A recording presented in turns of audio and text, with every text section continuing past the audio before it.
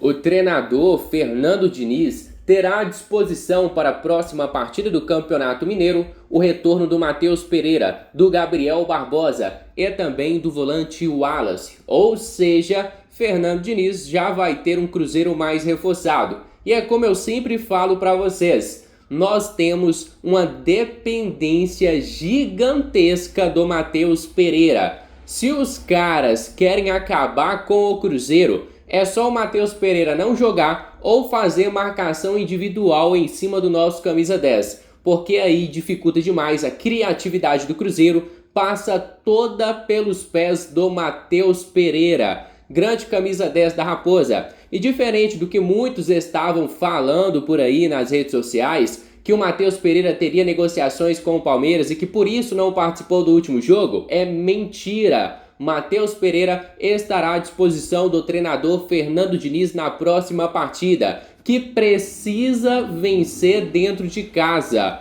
O Diniz não pode se dar ao luxo nem sequer de empatar na próxima rodada, porque a pressão vai crescer cada vez mais e mais em cima do nosso treinador. E eu vou até colocar aqui na tela para vocês o que a imprensa tem falado sobre o momento atual do Cruzeiro. Eu gostaria de destacar as palavras do craque Neto, que fez um vídeo só sobre a Raposa. Gostaria de destacar as falas do Casagrande, comentarista do All Sport, e também da galera da Jovem Pan. Separei só as principais falas para compartilhar aqui com vocês. Só que antes eu vou pedir a cada um que deixe aqui o seu gostei e que se inscreva no nosso canal, porque sua participação é de extrema importância para o nosso crescimento. Conto demais com o seu apoio. Agora confira o que a imprensa tem falado sobre o maior time de Minas Gerais.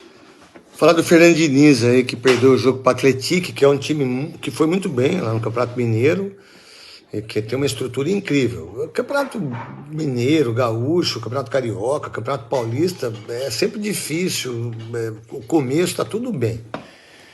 O que eu penso assim, vamos lá, você tem um time que foi contratado para ser ofensivo. Você tem um time que foi contratado para ganhar títulos. Mineiro tem que ganhar, a Copa do Brasil tem que ganhar, o Brasileiro tem que ganhar, a Libertadores tem que ganhar tudo, o Cruzeiro. Pelo investimento que foi feito. Agora, se o Fernando Diniz não consegue fazer um time como esse jogar no início do Campeonato Mineiro, como é que é a perspectiva de Libertadores Brasileiro, Copa do Brasil? Então, se o Fernando Diniz não tiver a cabeça ou tiver a humildade de fazer o time do Cruzeiro marcar mais, ter mais posse de bola, parar com essa palhaçada de querer ficar tocando. Olha, hoje contra o Manchester City nós tocamos 10 minutos, perdeu de 4. Era para ser 8, mas foi campeão da Libertadores, não é verdade? Foi campeão carioca. Agora, se ele não mudar com esse time aí, só jogador de frente, o Cruzeiro vai ter um grande problema esse ano. Então, vamos lá. Você falou que a batata dele está assando em janeiro. Não. A batata dele terminou 24 assando. Ele foi demitido, vocês lembram?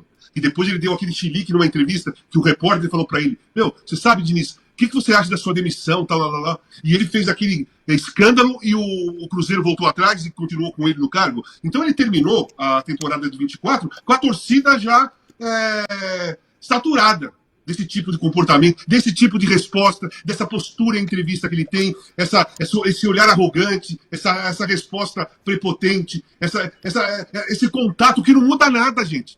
Esse tipo de entrevista do Diniz é o mesmo da época do São Paulo, é o mesmo da época do Fluminense, quando o time começou a ir mal, foi campeão da Libertadores em 23. O ano passado, ele deixou o time em último lugar com uma vitória, se eu não me engano, quando ele foi embora.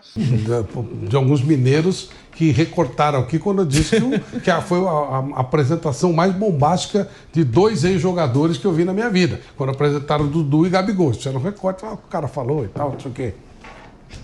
Parece que eu não estava muito errado, né? Hoje o Gabigol não jogou.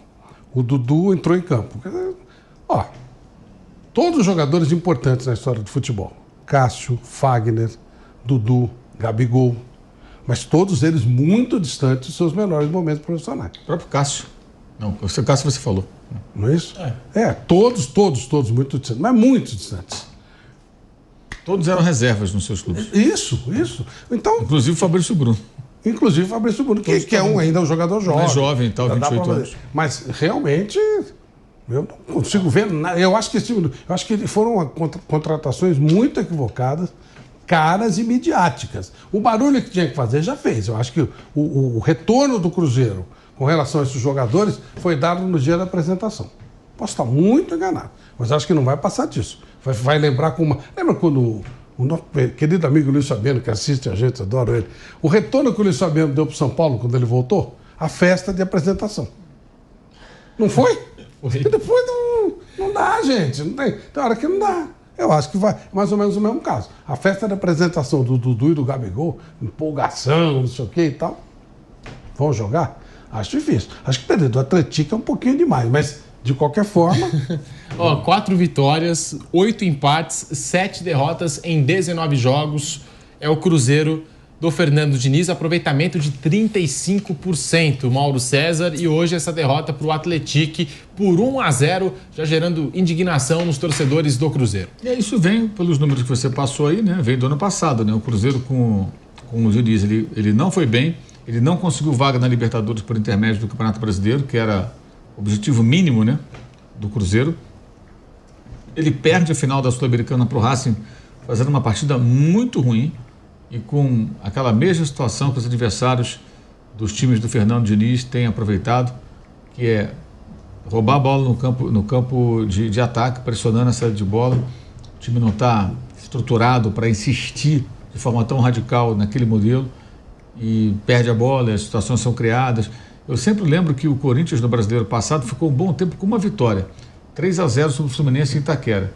Os gols sempre roubando bola perto da área do Fluminense, até o Cano perde uma bola, jogando de volante, ali na posição de volante em dado momento, e o Corinthians faz os gols. Ainda era o Antônio Oliveira, o técnico do Corinthians, depois ele cai, aí vem o Ramon Dias, essa coisa toda. Então acho que isso aí já é acumulativo, né? Vem do ano passado. E as contratações, elas não foram feitas pensando na formação de uma equipe, e sim em mídia. E essa mídia, o que disse o Flávio, ela é momentânea, apresentação e tal, o futebol de férias, todo mundo falando daquilo. Depois começam os jogos. O Campeonato Mineiro, ele é um campeonato secundário em relação ao Paulista, ao Carioca, então não vai ter a mesma visibilidade. Eventualmente vai ter Cruzeiro e Atlético, que pode chamar um pouco mais a atenção. Isso vai se arrastar até março, mais ou menos, né? Depois de começar o Brasileiro, até lá esse time tem que estar andando. Porque se o time não andar, aí as pessoas vão começar a perceber o seguinte: são todos eles jogadores importantes em outros clubes, mas que já eram suplentes nesses clubes, Corinthians, Palmeiras, Flamengo, em baixa, e que eles precisam dar a volta por cima. É isso, eles têm que dar a volta por cima, todos eles. Agora, será que o Cássio, que hoje foi mal no gol, o único do jogo, ainda conseguirá ser um grande goleiro? É um goleiro veterano, a gente não sabe. O Gabriel, 2 anos, não consegue jogar bem. Vai conseguir? Aí vem aquele papinho assim, não, se ele quiser... Não, se ele quiser não, amigo. Ele tem que querer e tentar para ver se consegue. Se fosse assim, é muito fácil. Eu quero, eu vou lá e faço. Não, ele não consegue mais. Ele não consegue. Ele voltou das férias no ano passado, antes do tempo, ficou treinando em casa, botava vídeo na rede social, nitidamente estava no peso mais próximo do ideal. Estava querendo. Ele queria, estava demonstrando. Aí criou-se uma nova expectativa. Esse ano ele está mais concentrado. Ele deu tudo errado, perdeu a camisa 10, vestiu a camisa do Corinthians, um monte de confusão, teve punição. Ele não jogou nada. Aí fez os 2 gols naquela final lá contra o Atlético. Foram importantes, claro. Mas se você pegar o recorte, é muito pouco, né? Em um período muito grande. É muito grande. E só chegou naquela final porque outros fizeram outros gols em outros jogos para classificar, porque ele não fazia nada.